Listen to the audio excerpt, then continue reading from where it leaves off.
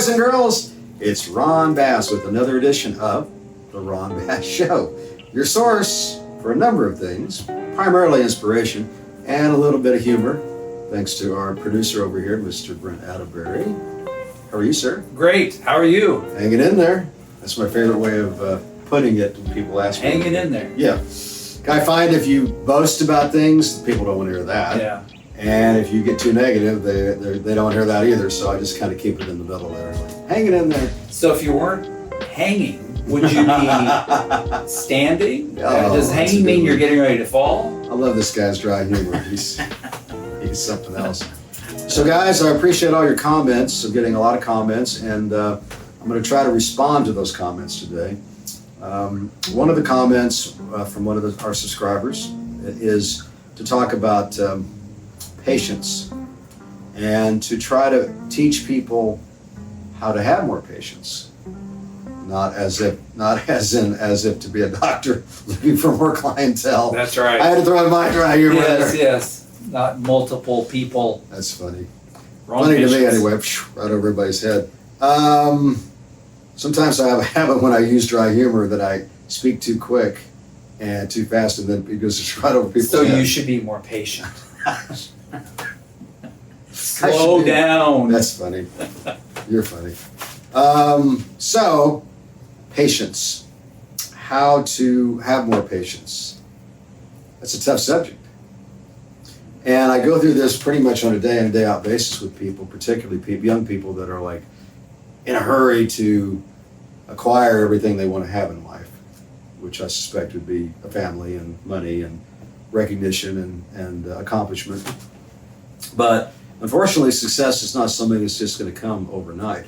I mean, also in the music business, SoarHighEntertainment.com is our website, and Soar High Records on our YouTube channel. So our artists are always chomping at the bit, so to speak, to, where does that come from? Chomping at the bit, that's a horse, right? The bit, Yes, the horse. yeah, it would so they're be. chomping at the bit because they're nervous, or they're in a Yeah, hurry, or they're hungry, or they're trying to make a point. Yeah. So I've always used that saying, chomping at the bit. We're going to have to talk about it on a podcast about where some of these sayings I love come it. from. When Davin was with us, we used to do that a Yeah, lot. okay. Yeah. So that's fun. So I tell my artists all the time, look, guys, it doesn't happen overnight. I mean, it could. You could get a hit record and blow up, but I don't think that those odds are particularly in anybody's favor. I think what has to happen traditionally, you have to be very patient and follow the rules, work hard every day, be consistent. I'm at the gym today, and the guy that runs the gym walked up to me, fist bumped to me, and said, consistency. And he nodded his head, and I said, yes, sir. So I'm in the gym every day. It's not like you're trying to break world records, but if you follow those rules and you are consistent in your effort to accomplish, guess what?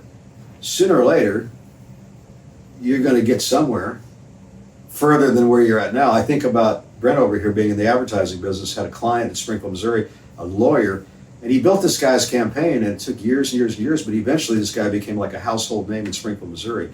But it took a minute. It didn't happen overnight, right, Brent? Right. You had to build and develop and work and spend a lot of money. And eventually, now the guy's a household name.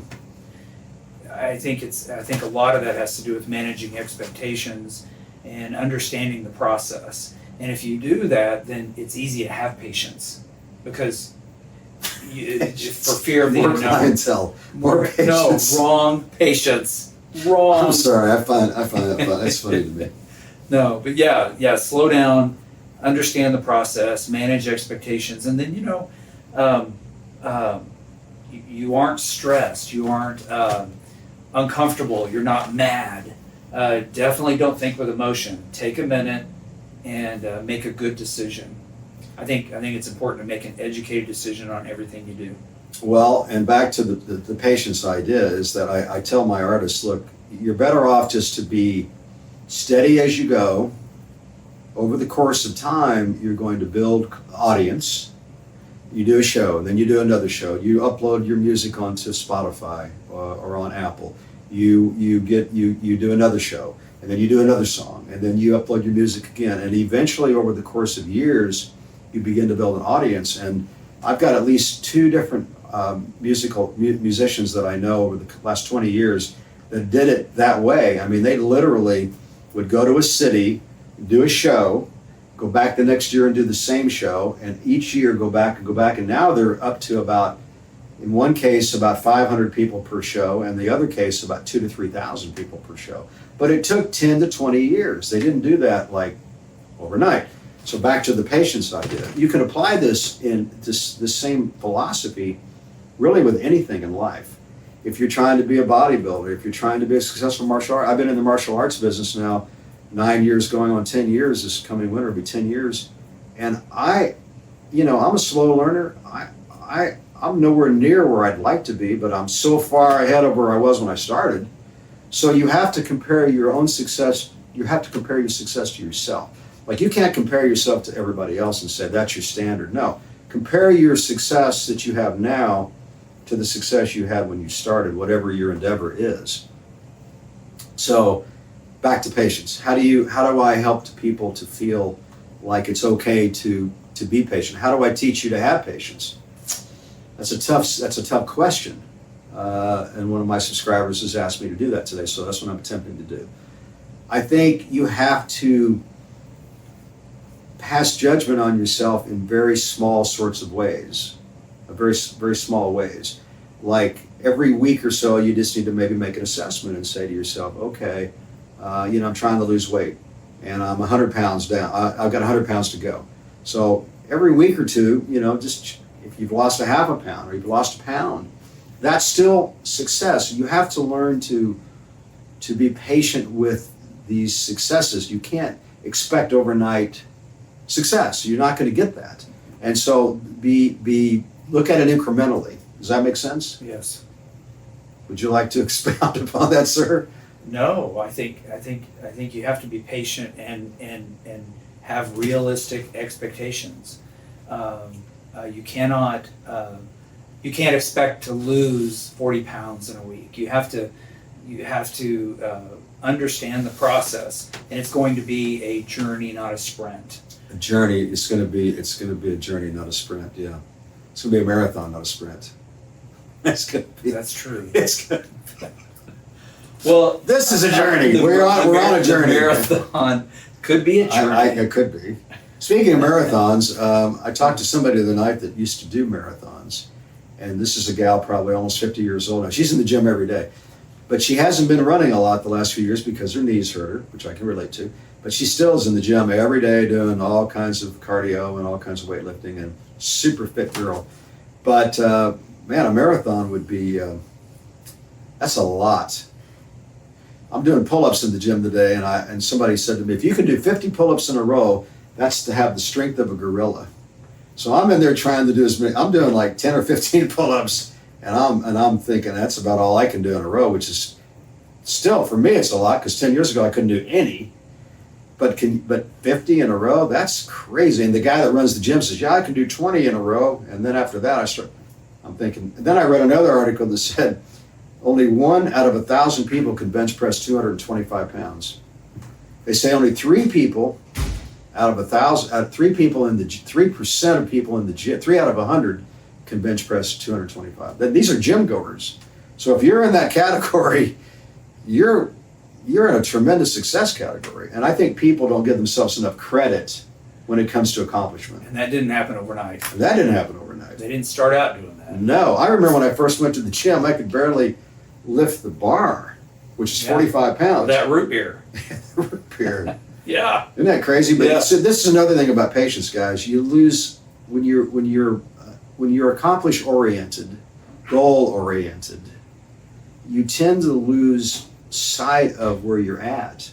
Like, I don't think about every day on a daily basis what I've already accomplished. To me, it's like every day I'm starting at zero, because there's so many new accomplishments, there's so many new so many new accomplishments that I want to accomplish, so many new goals I want to accomplish. But if you really start thinking about it and walking through it, you'll be amazed at how far you've come in your life already, if you work every day at it, if you are consistent. You can't play with this, guys. You have to be consistent. Somebody in the gym, my dojo the other night, my martial arts school, said, well, I don't know if I have the time. I said, hey man, there's 24 hours in a day. We did a podcast on time. I told the guy, I said, I do time management seminars. There's 24 hours in a day. You've got plenty of time to do anything. You just have to create a schedule. Prioritize. Yeah, and follow the schedule. Think about it. 8 hours a day you can work. 2 or 3 hours a day you can work out or work out at a hobby. You can sleep for 8 hours, and you still got 4, 5, 6 hours for socialization, to socialize or spend time with your family. There's plenty of time. But we, in our minds, I think we make excuses because maybe it's not as important as we think. Maybe it's too uncomfortable. Hey man, the more uncomfortable it is, the more you're going to appreciate what you've done. The rewards that come from facing uncomfortableness are powerful. I have a saying, learn to become comfortable with uncomfortableness. And I know that sounds kind of corny, but if you think about it, like I did some things this year that I never dreamed that I could do, but I did it. I got into a boxing tournament. I've been training martial arts for years, but I've only been doing boxing for a couple of years, training. And I did this tournament, and I said to myself, I don't know how it's going to turn out, but I know I have to enter that fray, because if I don't, I'm going to always feel like I'm afraid. And I don't want to live like that. I don't want to be in my own prison. I want to have the key to that door and open that door up. And as it turned out, it didn't go very well. But how you feel about yourself is more important than that. Now you feel like, well, hey, I faced my fear. I overcame that fear. That's the important thing to know. It didn't go very well, but you learned a lot, didn't you? Yes, and I'm going to do it again because I want to get better at it. Run faster. Yeah, run a lot faster the other way. Yes. Just kidding. Yes. No, I'm sure you learned a lot. I did, and I'm going to. And you know what? If you're stubborn, stubborn's a good way to deal with patience. My mother was extremely stubborn. Stubbornness. Don't ever give up. I mean, it all kind of goes around in a circle here, guys. Really, patience is really nothing more than probably just being stubborn. Just no matter what is going on, and Brent and I talk a lot about business all the time. I've had a lot of ups and downs in my business. You just stay the course. You just don't give up. And eventually you'll find some solutions. You may have to go through some craziness. You may have to go through some heck, embarrassment, disappointments, frustration, depression, anxiety, but you know what? If you don't give up, you'll come out on the other side eventually. It may take a while, but that's okay. You're building character. You're learning about yourself. You're learning how to handle pressure in real time. That's why I like martial arts, because we're actually fighting every night. I mean, we're like physical contact, and that desensitizes you to struggle. So you're not as upset and worried when you come across a confrontation, whether it's a verbal confrontation, a physical confrontation, financial confrontation, relationship confrontation. It's easier to handle. Okay, well, let's move on to the next subject. I've had 2 or 3 requests from our subscribers to talk about certain things. So this next request it's a pretty tough subject, but they asked me to talk about how you can overcome grief from the death of either a loved one or somebody that you care about, whether it's family or whether it's a friend. It's a tough subject. I think about in my own life when my parents died and my brother died, and so I'm like I always refer to myself as an orphan because that was my family. I'm not married, don't have children. And I think back to myself, what helped me, I think, as much as anything to overcome grief was to stay busy, which is, a lot of people will say that. And other people say, well, that's not good because you're hiding your feelings, you're suppressing your feelings. Well, maybe that's true. But at the same time, if you dwell on the unhappiness and the sadness, it's probably going to be worse. Besides that, the people that you love, that loved you, probably don't want you to grieve. Really.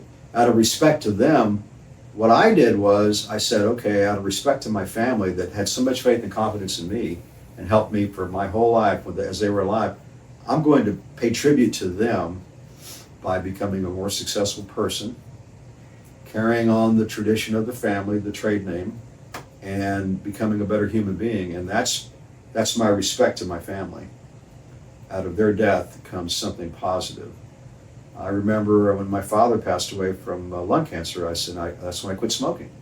I said, you know, it's horrible to say that his death had to be the reason why I was able to save my own life, but that's what happened.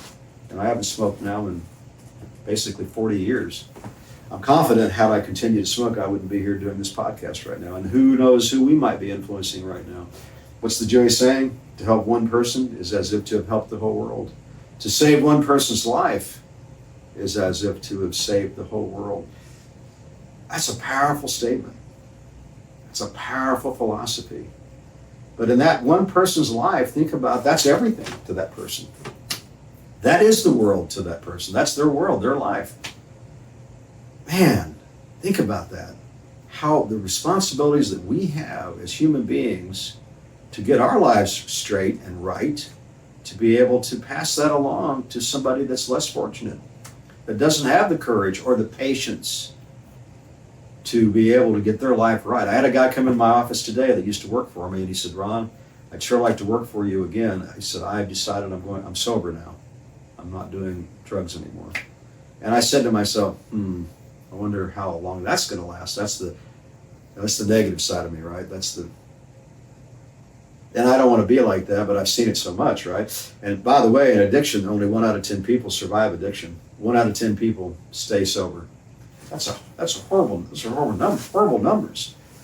But regardless, I said, hey man, good job. I hope you can stay with it. And in the meantime, if you're sober, you can work for me. I'm not going to be an asshole and say, no, you can't work for me just because I think maybe he might not stay sober. I want him to be sober. And if he's going to stay sober, I'm going to reward him with some income and with some success, right? We help each other. So back to overcoming grief. That's kind of my read on that. What do you think about grief? I haven't had to go through a lot of it, but I did lose my mother when she was young, 52, and then a year later, my best friend did commit suicide. I don't talk about it a lot, but I can tell you that time did heal, but also talking to certain people about it on both sides really helped. Okay. Because you don't know what someone else is going through. Right. They can share. And sometimes hearing someone else talk about what happened to them gives you a better understanding or peace with it. That's a good point. I think you're right. I mean, don't just talk randomly to people about it, but I think certain people you can talk to. And I think this is a subject, just like the subject we had last week with suicide. Getting professional help isn't a bad thing, and professional help could be it could be a counselor, it could be someone at your church, it could be anywhere. But I think getting that structured, and I think that gives the odds better in your favor of moving through the process, because it is a process. It doesn't happen overnight. Yeah. Well said, sir. So another request from one of our subscribers was to talk about, and I'm laughing, it's not funny, but sometimes I find humor is the only thing that uplifts me whenever I talk about something sad, right? I've even heard eulogies and been to funerals where humor is used to get people in a better frame of mind. And I know that in my own case, when I die, I want people to be happy. I want people to feel uplifted. I don't want people to be crying and upset. Of course, when I die, they'll probably be applauding. Yay, he's kind of gone. Okay, so much for that humor. So one of our subscribers asked, can you talk to us about, I can't sleep, she said, I'm having a lot of stress and anxiety. What can I do about that? Well, I'll tell you what helps me more than anything is exercise. I know it sounds like a broken record, but I exercise usually 3 times a day. Go to the gym late morning, do a normal weightlifting routine, a cardio routine. I do jiu-jitsu in the evening at my school. And then when I come back to my office, I have a private dojo, and I will do kettlebells, I'll do burpees, about 30 minutes to an hour. And what I find at 10 or 11 o'clock at night when I do that is by the time I get home, and I'll usually eat a light meal, I'll shower, nice hot shower, I'm out. Now, is that every night? Most every night, I'm finding that I go into a very deep sleep. That may sound like too simple of a solution. The only problem is when you're old, you got to get up and pee all the time. So you can be in like a super deep sleep. And at 3 or 4 o'clock in the morning, I wake up. Why am I awake? And it's funny because when you wake up, you're not very good at analyzing things. And I'm thinking, why am I awake? Then I realize, I got to pee. And that just goes with your male, because your prostate swells, and as you get old, after 50, 60, your prostate swells, which pinches down the urethra tube, which causes your bladder not to empty, and you have to empty it several times. And that's just the way it is. I could get on medication, but to me, if that's the worst thing I got at my age, I'm not going to complain. In fact, I just went to the urologist. Well, that's another topic. Went to the urologist Monday morning, of all things. On a Monday morning, they had me go in. I don't know why I would have set an appointment on a Monday morning, but that's like from a year ago, right? So I go in, you get the blood test, do the pee test, and then they stitch. The doctor comes in. He said, I've never heard this before. He said, this is my scribe. And he's standing with a laptop. This young guy. I've never heard him called a scribe before. I guess that's a more formal name for assistant. It might be the name of the tablet. Is that what it is? Could be. Any rate, I don't know why I'm getting into this discussion, but I don't either. I don't know. But because it's about sleep. But females, of course, they don't have that. They may have some urinary tract issues, but men go through this a lot, guys, girls, whoever wants to listen. I think one thing to do there is maybe research and look into those sleep studies, because they can sometimes figure out what's going on. I mean, my brother-in-law, he, I guess they call it sleep apnea. Yeah. He was waking up all night long. You're right. That's another problem. And he sleeps like like a log now. But I think Okay, fair enough. I think I'm broad the stroking. only time but I don't sleep good is when I have a lot on my mind, or I'm thinking about what I got to do tomorrow. fair enough. So sometimes. But back for to me, the exercise. If you exercise enough, you won't. It forces you to go to sleep. It just does, guys. Yeah. That's my best suggestion in a general sort of response to our subscribers' requests. We can get into more discussion at another time. How are we doing on time, by the way? We're close. We're almost there. We are? Okay. But I better get to some fun stuff then. Yes. Well, real quick, I got some breaking you got news some here. Real breaking quick. news? Yes. Today is National Cheese Ball Day. Oh, God. So, and I'm not sure who invented that name. National Cheese Ball. Yes, National Cheese Ball Day. And on a more normal note, today is the birthday of the Ford Mustang. I believe it's 60. 60 years Wow. old. That's a testament in itself, and I'm a big fan of the Ford Mustangs. I remember reading, you know who invented you know who was responsible for that? Iacocca. Okay. Lee Iacocca. You should study this guy sometimes, guys. Lee Iacocca was a big Ford Motors guy. I think he invented the Mustang, or he made it happen. And this guy went on to become the president of Chrysler, which back in the day was struggling. He goes to Congress and convinces Congress to loan, which has never been done before, the company like $1 billion. This is way back in the day. And he pulled it off, and they got the money, they saved the company, and they paid the money back. Lee Iacocca was one of the most brilliant businessmen of our times. And he went on to become, like a guest speaker in a lot of events. And then I think before he died, I think he actually got involved in a motorized bicycle project or something like that. But he lived to be a ripe old age, and he was a really cool guy. You ought to read about Lee Iacocca. Very cool guy, very positive guy. Just somebody, if you read about it, so he's very inspirational. Okay. One more thing. One more thing. Cheese Yes. Ball Day. Well, this was the breaking story. Okay. The world's oldest man, he lives in London right now, he's 111. Wow. He said the secret was things in moderation and eating fish and chips every Friday. Fish and chips every Friday.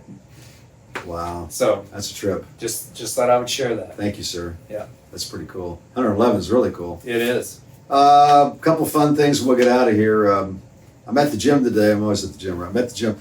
And I'm looking at these machines where you were like manual weights, not like the free weights, the machines. And on the bottom of the machine are it's not legs, but they're like the machine looks like this on the ground.